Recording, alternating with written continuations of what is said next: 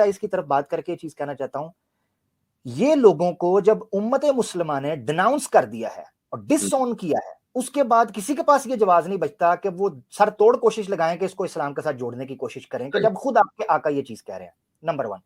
Number 2, आप चाहते हैं कि मुस्लिम दुनिया को टैकल किया जाए, तो आपको दो तबकों को फंड करके स्ट्रेस दिया गया इसके ऊपर, आपका सारा सरमाया लगाकर आपको इन दो के जरिए पहले वाले दो को टैकल करना होगा, वगरना मुस्लिम कांग्रेस मुस्लिम के अंदर एक बड़ा जाना माना नाम मैं लेना चाहता हूं, चाहे मुझे कोई तिरछी निगाह से देखे, जावेद अहमद गामदी साहब इज वन ऑफ दोस। तैयार था कि आप ये नाम लेंगे। अच्छा, जावेद अहमद गामदी साहब को मुशर्रफ दौर के अंदर, भाई आपको पता है मेरे साहब मेरे पड़ोसी हैं।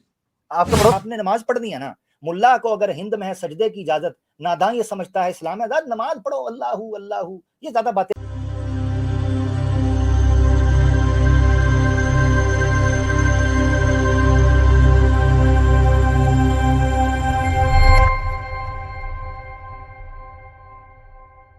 तो अब बगैर किसी ताखीर के, अच्छा आमिर अख साहब, आप कोई पॉइंट ऐड करना चाहेंगे? जी हजरत, बात बड़ी ज़बरदस्त चल रही थी और मैं जैसे ही घर पहुंचा तो मैंने आपका प्रोग्राम देखा। मैं समझता हूँ इस मौजू के ऊपर गुफ्तगू करना नहायत ज़रूरी था, क्योंकि इसके 2-3 पहलू हैं और जो जदीद चैलेंज है उसके ऊपर जब तक हमारे उलमा का, हमारे स्कॉलर्स का नुक्ता नज़र नहीं आएगा, तो तब तक अवाम को पता नहीं चलेगा कि किस बयानिए के साथ खड़ा होना है, कौन सा जेन्युइन इस्लामी बयानिया है और किसको हाईजैक किया गया है। एक तो ये चीज़, जो जिस तरीके से आपने प्रेजेंट किया उसको वो बड़ा शानदार था।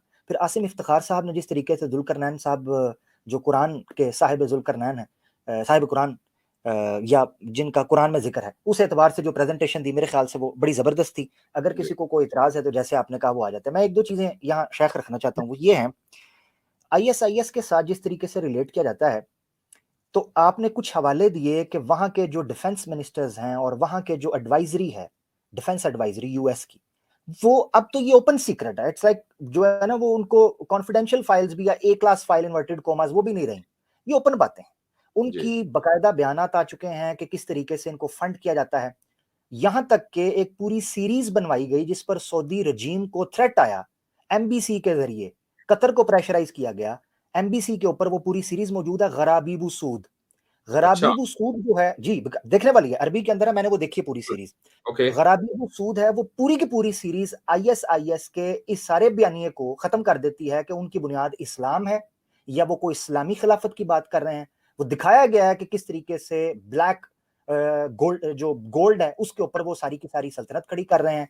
इराक और शाम को किस तरीके से बांटा गया है, किस तरीके से वहां के पानी को बांटा गया है, वहां के तेल के जो रिसोर्सेज हैं उनको बांटा गया है, और किस तरीके से CIA, MI6 और ये सारे ब्ला ब्ला ब्ला, ये सारे किस तरीके से वहां अपने पपेट्स बिठाते हैं और किस तरीके से उनको बांटते हैं। ये बकायदा गराबीबू सूद एमबीसी सऊदी, जो कि अमेरिकन बैक्ड पूरी रजीम है, वहां पर उन्होंने पूरी सीरीज बनाई है, एमबीसी के ऊपर मौजूद है। ऐप मुशाहिदीन, शाहिदीन ऐप आप देख सकते हैं, उसके ऊपर भी आपको मिल जाएगी डब्ड इंग्लिश भी सबटाइटल्स के साथ। अच्छा, मैं यहाँ आईएसआईएस के हवाले से एक चीज करना चाहता हूँ। आईएसआईएस की टेक्निक क्या है? ये जो आईएस के आपको सिंपथाइजर नजर आते हैं, ये टेक्निक क्या है? बेसिकली मलेशिया में 2013 से ऑनवर्ड 2016 तक 3-4 साल बड़ी खतरनाक हवा चली थी आईएस की, दाइश की। और यहां तक थ्रेट था कि जब ओबामा ने उस वक्त, गालिबन ओबामा ही थे, यस, ओबामा ने उस वक्त, और उनका एक MH370 प्लेन भी गायब हो गया था मलेशिया के, फिर उसके बाद एक और प्लेन जी बुरहान के जमाने में, उस वक्त थ्रेट्स थे आईएस के पूरे मलेशिया, और वो कहते थे प्रेसिडेंट को भी मारना है हमने, उसकी गाड़ी में ब्लास्ट भी किया था। और बकायदा उनके जो सेक्रेटरी डिफेंस थे उनको खत लिखे गए थे कि हम ट्विन टावर को उड़ाएंगे, जो केएल टावर है कुआलालंपुर के हब के अंदर, उसको भी हम उड़ाएंगे। जब उनके केसेस बनाए गए और सोस्टा और पोटा इस तरह करके उनके कुछ बने थे कानून, जिसमें उन्होंने ये चीज तय की थी, जब उन्होंने डीप डिग किया मलेशियंस को जो आईएसआईएस के साथ जुड़े थे, तो उनको पता चला कि ये फेसबुक के ऊपर, सोशल मीडिया के ऊपर स्टार्ट में आपको कुरान क्लासेस के जरिए, हाफिज कुरान के जरिए और खवातीन को दीन इस्लाम के जरिए ये आपको कैप्चर करते हैं, और उसके बाद ये आपने लिटरेचर डालते हैं, और वो लिटरेचर जो होता है वो फिर आपको किस तरीके से पॉइजन करता है, ब्रेन वॉश करता है, और अबू बकर बगदादी के लेक्चर्स किस तरीके से इनको फिर आगे ट्रांसलेट करके भेजे जाते हैं। ये सारी चीजें वहां पर की गई। अब ये ऑस्ट्रेलिया में बैठा हुआ है, और वो ये वहां पर खास किया गया कि ये उन मुल्कों को चुनते हैं जिन मुल्कों में जंगलात ज्यादा हैं। अब ऑस्ट्रेलिया एक ऐसा मुल्क है जो बहुत ज्यादा इंफ्रास्ट्रक्चर के एतबार से भी डेवलप नहीं, बहुत ज्यादा जंगल, जैसे कनाडा के अंदर पड़े हैं। मलेशिया में एक पूरा का पूरा आइलैंड है जिसको सबा सरावा कहते हैं, सबा सरावा।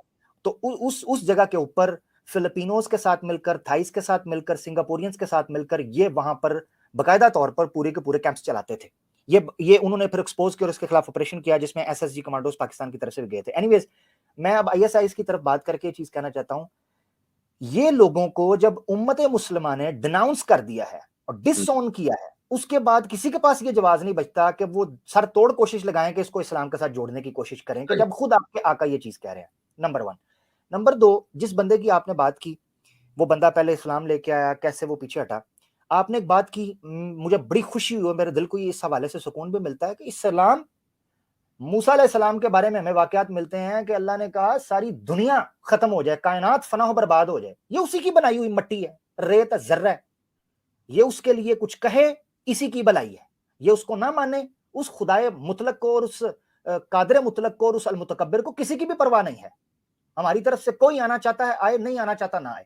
कुरान में यही कहा, ला तमन्नु अलैया इस्लामकुम, मेरे ऊपर बढ़मबाजी ना करना अपने इस्लाम की, कि जब हम इस्लाम लेके आए हैं तो हमें को फायदा होगा, निकलो यहां से। एग्जैक्टली, अल्लाह है जो तुम्हारे ऊपर एहसान जता सकता है कि उसके फजल से तुम उसके रहमत और उसके करम का फकीर बन के उसके सामने बैठे हुए हो। तो ये चीज मैं रखना चाहता था। मूसा हो या इससे बड़े बड़े हो, कोई भी हो, हम इनके आने जाने से किसी कोई फर्क नहीं। हाँ, जहां इस्लाम को मलाइन करने की कोशिश की जाएगी या कोई ऐसा नैरेटिव पेश करने की कोशिश की जाएगी, देखो जी जनाब ये इस्लाम की तालीमात की वजह से इधर उधर गया, ये सामने आपके बात मुफ्ती यासर वाइदी साहब ने रख दिया, बहुत शुक्रिया। ये बात बड़ी अहम है आमिर हक साहब, ये देखना कि आईसिस का जो ये इंस्टॉल्ड मूवमेंट था, उससे नुकसान सबसे ज्यादा किसको हुआ?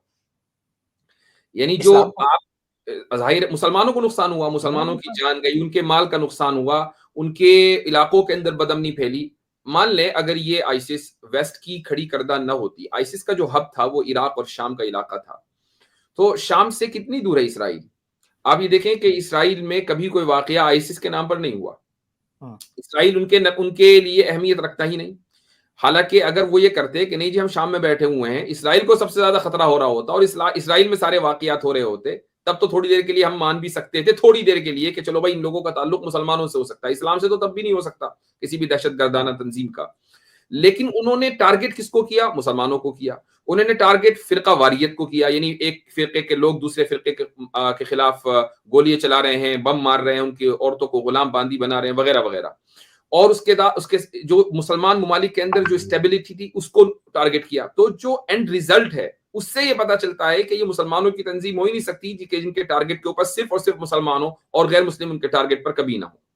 बिल्कुल बिल्कुल हजरत, मैं यहाँ पर आखिरी एक पॉइंट और फिर मैं लिंक भी आपकी इजाजत से पेश करना चाहूंगा, क्योंकि जो RAND कॉर्पोरेशन है, नॉन जो गवर्नमेंट ऑर्गेनाइजेशन, जो थिंक टैंक है, अमेरिका की पॉलिसीज में इन्फ्लुएंस करता है और 9/11 के बाद इसका इन्फ्लुएंस बढ़ता गया है।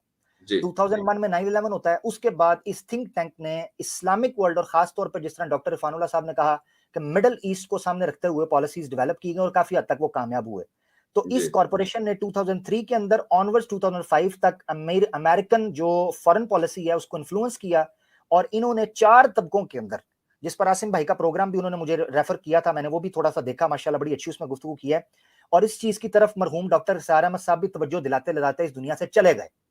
वो 4 बड़े ग्रोह जो इस कॉर्पोरेशन ने सेट की, और हजरत मैं हैरान हूं कि इनको मोर देन 1 बिलियन मुसलमानों की सर्वे रिपोर्ट कैसे तैयार की।